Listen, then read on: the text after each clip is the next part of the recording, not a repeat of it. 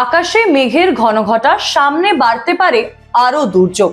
নমস্কার, আপনারা দেখছেন কলকাতা টিভির সঙ্গে রয়েছি আমি আয়ুষী। নিয়ে চলে এসেছি আপনাদের জন্য আজকের আবহাওয়ার আপডেট।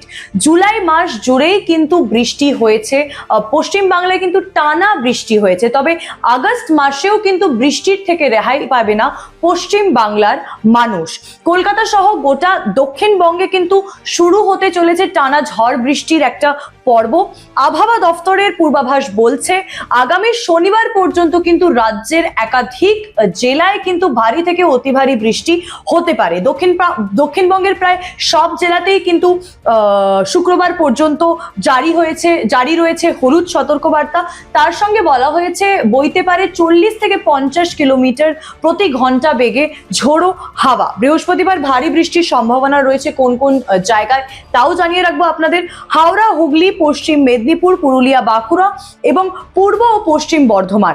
শুক্রবারে বেশি বৃষ্টি হতে পারে পূর্ব ও পশ্চিম বর্ধমান, পুরুলিয়া, বীরভূম এবং মুর্শিদাবাদে। সবচেয়ে বেশি উদ্বেগ বৃহস্পতিবার মানে অর্থাৎ আজকে, কারণ পূর্ব ও পশ্চিম মেদিনীপুর এবং বাঁকুড়ায় অতি ভারী বৃষ্টির কিন্তু একটা সতর্ক বার্তা জারি করা হয়েছে। পাশাপাশি পশ্চিম বর্ধমান ও বীরভূমেও কিন্তু ভারী বৃষ্টির পূর্বাভাস রয়েছে।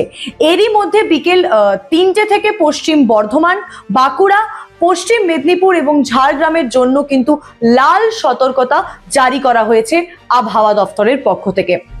কলকাতাতেও আগামী কয়েকদিন কিন্তু দফায় দফায় বজ্রবিদ্যুৎ সহ বৃষ্টির সম্ভাবনা আছে। আপাতত শহরে ভারী বৃষ্টির আশঙ্কা নেই বলেই খবর। তবে আবহাওয়ার এই খামখেয়ালিতে সতর্ক থাকারই কিন্তু পরামর্শ দিয়েছে আবহাওয়া দফতর। আবহাওয়ার খবর এবং অন্যান্য খবরের জন্য চোখ রাখুন কলকাতা টিভির পর্দায়, রাত দিন 7 দিন।